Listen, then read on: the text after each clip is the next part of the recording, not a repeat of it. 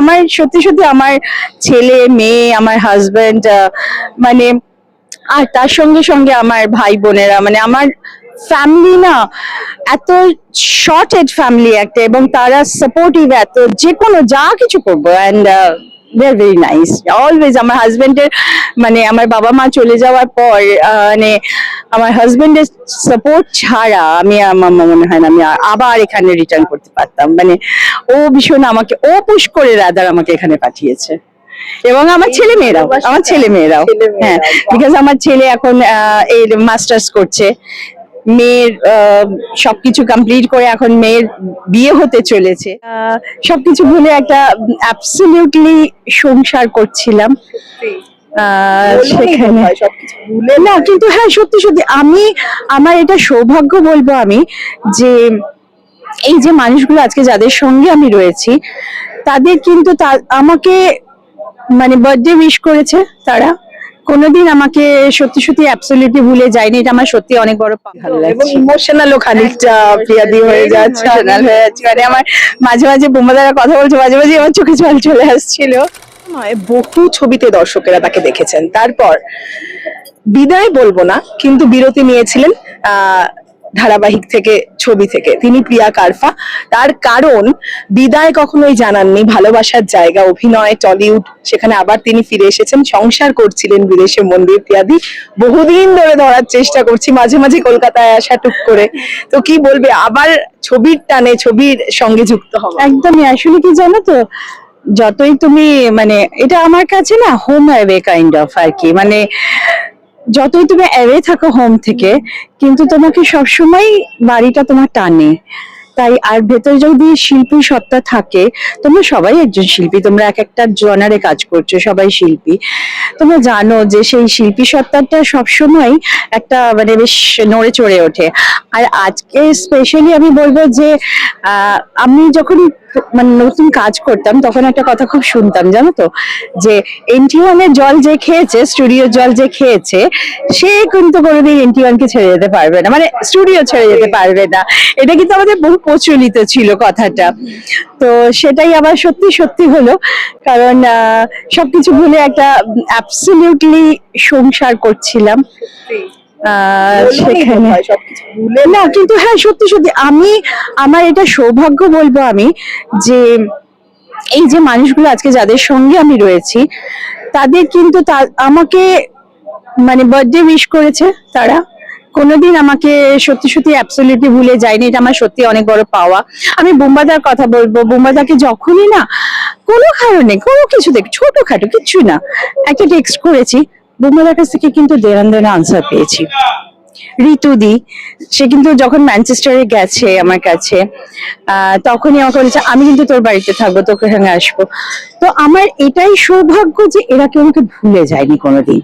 না, এটা সত্যি নয় যে out of sight out of mind একটুতেই, নো অ্যাবসলিউটলি নয়, আমার ক্ষেত্রে হয়নি। এবং আমি বলছি এমন এমন মানুষ, যিশু বলে, যিশুর সঙ্গে হঠাৎ আমার একদিন বম্বে এয়ারপোর্টে দেখা, যখন আগেবারে আমি কলকাতায় আসছি, যিশুকে দেখে মানে কোথাও কিন্তু মনে হয়নি কখনো যে এতদিন পরে।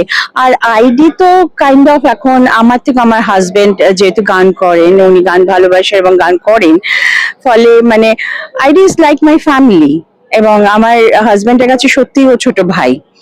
তো সুতরাং এই ছবিটা, আর কাঞ্চনের সঙ্গে তো আমি একটা ছবি করেইছি, আর এর আগে সরলা হোমস বলে একটা ছবি করলাম। মাঝখানে যেহেতু অন্য একটা প্রোডাকশন হাউস, তারা লন্ডনে কিছু ছবি করছিল, এসকে মুভিজরা, তারা, ফলে হ্যাঁ আমি ওদের সঙ্গে বেশ 3-4টে ছবি করলাম। সেগুলো খুবই অল্প স্প্যানের, কারণ আমার ওইটাই মুশকিল হয় যে এখন যেহেতু সংসারে অনেক বেশি ঢুকে গেছি, তাই অনেকটা সময় দেওয়াটা, যেমন আমার কাছে কিছু মাঝখানে গুজরাটি ছবি, আরো অনেক কিছু ছবি লন্ডনে যেগুলো শুট হচ্ছে সেগুলো এসেছিল, কিন্তু ওই টাইমটা দেওয়ার জন্য খুব মুশকিল। কিন্তু এখানে হলে কি হবে, ইন্ডিয়ায় আসবো, কলকাতায় আসবো, আমার নিজের বাড়িতে আসবো, এটা একটা অনেক বড় মানে জিনিস। তখন আর মনে হয় যে যা করছি করছি, কিন্তু আমি করছি। এখানে আলাদাই টান। অ্যাবসলিউটলি আলাদা কাজ। পিয়াদিকে আপনারা দেখতে পাবেন কিছুদিনের মধ্যেই, মানে এখনো শুটিং শুরু হয়নি, বাইশো সিরিয়াস ফিল্মস এর অভিমান ছবিতে। পিয়াদি, তবে একটা কথা, এই যে বেছে নেওয়া, মানে খুব ভালোবাসার জায়গা অভিনয়, সেখানটা পুরোটাই প্রায় ছেড়ে দিয়ে সিদ্ধান্ত নিয়ে, না আমি ফ্যামিলি, মানে আমি সংসারটাই করব, এটাও তো একটা বড় দেখো, সিদ্ধান্ত। আমি না বরাবরই ভীষণ ফ্যামিলি ওরিয়েন্টেড পার্সন। আমি যখন সাউথে ছবি করেছি, মানে তখন আমি সাউথে 4টে ছবি অলরেডি করা হয়ে গেছে এবং হাতে আমার আরো 3-4টে ছবি যখন রয়েছে, কিন্তু যখন আমার মায়ের কিডনি একটা প্রবলেম আরাইজ করে, এখন তো মা নেই, চলে গেছেন আর কি। সো আমি কিন্তু তখন চলে এসেছিলাম সেই ছবিগুলো ছেড়ে দিয়ে। আর আমি তো বিভিন্ন জনের কাজ করেছি, সাউথের তামিল, তেলেগু, কন্নড় করেছি, আমি ওড়িশা ছবি করেছি, বাংলাদেশের করেছি, রাজবংশী ছবি করেছি। তো কিন্তু এটা খুব সহজ ছিল না ডিসিশনটা, যে সবকিছু ছেড়ে দিয়ে একদম চলে যাওয়া। কিন্তু আমি না, কি বলবো, আমার কাছে সবসময় চ্যালেঞ্জ জিনিসটা খুব ভালো লাগে। মনে হয়েছিল যে ঠিক আছে, এতদিন তো একটা কাজ করলাম, এবার দেখি না এটার কেমন। আর সত্যি কথা বলতে পিতা, এটা না একটা আলাদা মিষ্টত্ব আছে একটা, মানে যখন আমি রান্না করতে পারতাম না, আমি একটা বছর কোনো রান্না করিনি, আমি ওয়ার্কটপের উপর বসে থাকতাম, আমার হাজবেন্ড রান্না করতেন। বিয়ের পরে তো বিদেশে বিয়ের পরে, হ্যাঁ, বিয়ের পরে আমি তো চলে গেছি। তো উনি রান্না করতেন, আমার এত লজ্জা লাগতো যে একটা, মানে ডাক্তার ওই মাপের মানুষ সারাদিন আছে, তারপরে রান্না করবে। আমার তখন মনে হলো, আমার একজন বান্ধবী তখন আমাকে বলল, শোন, ইটস ভেরি ইজি থিং, হ্যাঁ, ইউটিউব খোল আর রান্না শেখ। ইউটিউবে মানে, আর সত্যি দেখলাম যে মানে চচ্চড়ি থেকে শুরু করে, শুক্তো থেকে শুরু করে, মানে ইভেন জলটা কিভাবে ফোটাতে হবে মনে হয় সেটাও আছে ইউটিউবে। যেহেতু শেখা, একদম। আর মানে আমি ভীষণ এনজয় করলাম আমার আর রান্নাটা ইটস আর্ট। একদম মানে আমার এত ভালো লাগতে শুরু করলো, একটা ডিশ, মানে একটা আইটেমকে তুমি কত রকম ভাবে মল্ট করে করতে পারো। এবং আমরা যেমন শিল্পীরা একটা ক্যারেক্টারকে কত রকম ভাবে করা যায়, তুমি কোনটা পেইন্ট করছো সেটা তোমার উপর। তো সেই রকম ভাবে যখন আমি দেখলাম, বা এটা বেশ মজার জিনিস, তো তো করতে করতে সেই ছাঁচে ধরে গেলাম। তারপরে ওই যা হয়, যখন বন্ধুরা দেখতাম তোমাদের সব, তোমার চ্যানেল আমি ভীষণ ফলো করেছি, তোমাকে আমি ভীষণ ভালো লাগে, ওর চ্যানেল খুব ফলো করেছি, সরি, অরুণাভর চ্যানেল আমি দেখেছি আমি। সো এখানে অনেকে আমি দেখি, তো তখন না মনটা একটু হু করে আর কি। কিন্তু সেটা আবার নিজেই নিজেকে বুঝিয়ে নয়, বোঝানোটা একদমই একদমই। আর আমার সত্যি সত্যি আমার ছেলে মেয়ে, আমার হাজবেন্ড, মানে আর তার সঙ্গে সঙ্গে আমার ভাই বোনেরা, মানে আমার ফ্যামিলি না এত শর্টেড ফ্যামিলি একটা, এবং তারা সাপোর্টিভ এত, যে কোনো যা কিছু করবো, and they are very nice always. আমার হাজবেন্ডের, মানে আমার বাবা মা চলে যাওয়ার পর, মানে আমার হাজবেন্ডের সাপোর্ট ছাড়া আমি, আমার মনে হয় না আমি আবার এখানে রিটার্ন করতে পারতাম। মানে ও ভীষণ আমাকে, ও পুশ করে রাদার আমাকে এখানে পাঠিয়েছে। এবং আমার ছেলে মেয়েরাও, হ্যাঁ, বিকজ আমার ছেলে এখন এর মাস্টার্স করছে, মেয়ের সবকিছু কমপ্লিট করে এখন মেয়ের বিয়ে হতে চলেছে। সো শাশুড়ি পিয়াদিকে দেখে বোঝাই যায় না তো। হ্যাঁ, তো এটা মজার লাইফ, হ্যাপি তুমি, মানে এটা সব কিছু নিয়ে, মানে by the grace of God আমাকে ঈশ্বর সত্যি ভরে দিয়েছেন, আমি বলবো। একদম একদম।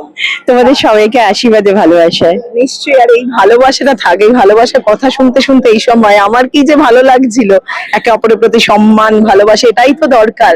দেখো, তোমরাও তো মানে আমি সেটাই আজকে ইয়ে করছিলাম, ফিল করছিলাম যখন ইন্টারভিউ ঢুকলাম, কত চেঞ্জ হয়ে গেছে।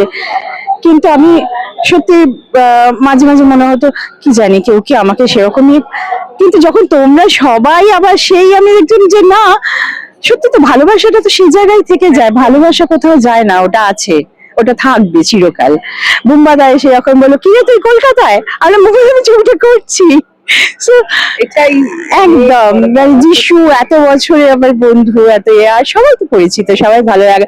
শুভশ্রী কি ভালো কাজ করছে, শুভশ্রী আগের বছরই আমি গৃহ প্রবেশ দেখেছি, দারুণ কাজ করছে। কাঞ্চন আমার সঙ্গে আরেকজন কো আর্টিস্ট, সো সৌরভে, মানে এরা সবাই মানে একটা কাজ করতে এসে না, মানে সত্যি খুব ভালো লাগছে, ভীষণ ভালো এবং লাগছে। ইমোশনালও খানিকটা প্রিয়াদি হয়ে যাচ্ছে। Emotional হয়ে যাচ্ছে, মানে আমার মাঝে মাঝে বোমাদারা কথা বলছে, মাঝে মাঝে আমার চোখে জল চলে আসছিল। না, এই ভালোবাসাটা থাক সব সময়, পরিবার থাকুক কাজ থাকুক, এই ভালোবাসা। তোমাদের থ্যাংক ইউ আমার দর্শককে। আমার সত্যি সত্যি অর্পিতা, আমার মেসেঞ্জারে মানে প্রচুর দর্শকরা বলতো যে তোমায় কেন দেখছি না, কেন দেখছি না, সো আবার দেখতে পাবে। হ্যাঁ, এটাই আমার পাওয়া। শেষে দর্শকদের কি বলবেন প্রিয়াদি? ওটাই বলবো যে এত বছর যেভাবে আপনারা আমাকে ভালোবাসা দিয়েছেন, আমি ভবিষ্যতে আবার যদি কাজ করি বা করছি তো বটেই, আমার জন্য এইভাবেই ভালোবাসা পাই।